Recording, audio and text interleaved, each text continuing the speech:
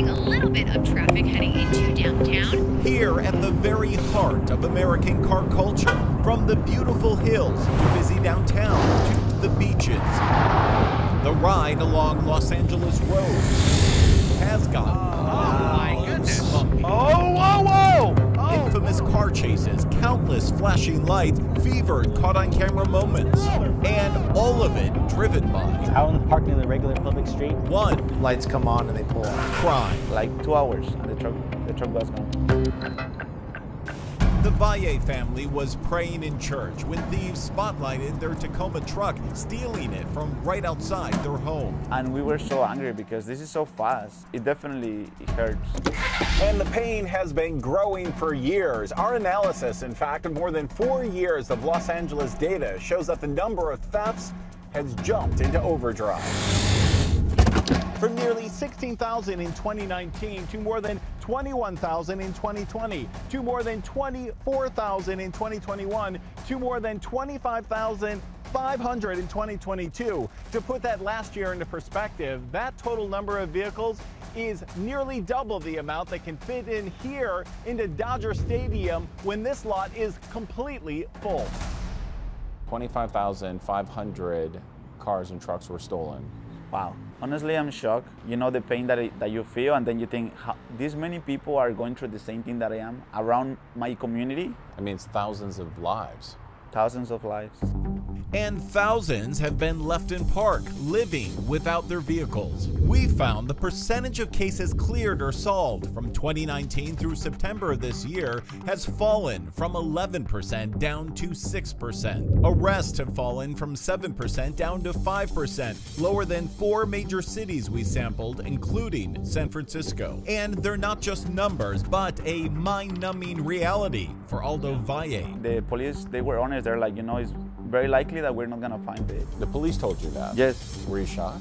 I was like, what? Am I gonna go find the truck myself? I think that's absolutely disgusting. Chris Clark was so disgusted with his Range Rover getting stolen. As you can see, the perpetrators. And with how LAPD was handling it. They were kind of sluggish and joking around about my car being stolen. That he actually did find it himself and drove down to Mexico to repossess it. So you took matters into your own hands?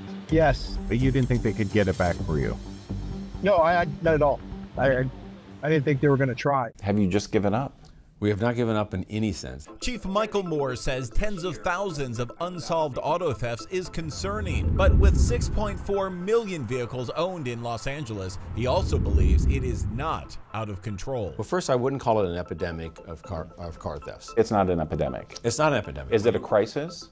It's not. It's a significant concern. His larger concern is actually with the contributing factors of zero bail, lower prosecutions, fewer real consequences, and diminishing resources. When auto theft started to rise in 2019, he had more than 10,000 officers. Today, LAPD is down to 9,000. Civilian staff has also dropped from 3,300 to 2,600. We've lost hundreds of people. Right, 1,000 personnel. But despite those dramatic declines, the chief insists there are some measurable gains. You don't think it's getting worse? I think right now it's getting better than it was last year. This year we are seeing about a 5% reduction from last year's numbers, but we're still in excess of 60% higher in auto thefts today than we were in 2019. And there's 2 major manufacturers that make up more than 60% of that increase, and that's Kia and Hyundai. When you pull out of this gate every day, knowing the numbers, it's daunting. It's a daunting task, yes, it is. Daunting because patrols have had a head-on collision with a new security hack. What's going on here? He found this car. TikTok users had demonstrated a high-tech way to target some Kias and Hyundais. So let's see what he has.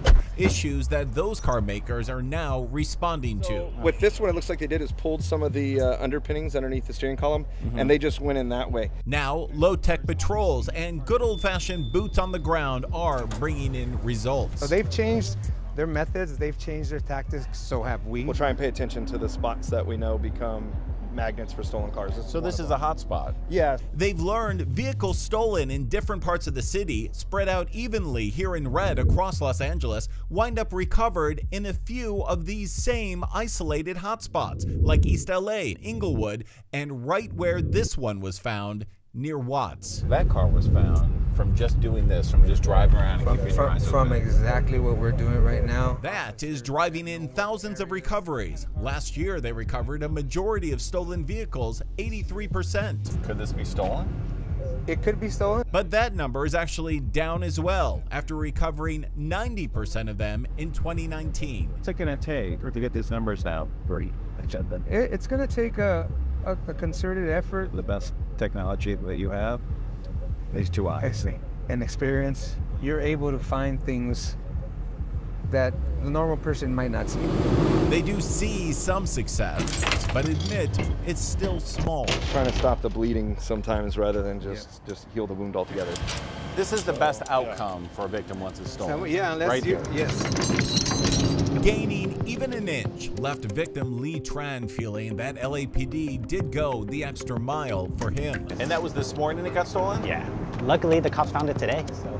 Pretty quick. Yeah, I didn't expect them to find it today. But with so many thefts, so few results, even as he counts his blessings, I'm pretty lucky comparatively to other people. some still don't expect miracles. I was angry at the time. I was pissed. Some are praying their odds will change. It's very frustrating at the moment. And some are left reflecting on faith. Do you think you're ever going to get these numbers under control? I have hope. The numbers seem bad, but the job that we're still trying to do, I think, goes a long way. They see that we're actively still trying. One at a time. One at a time, one person at a time, one call at a time. That's all we can do, and we're not gonna stop.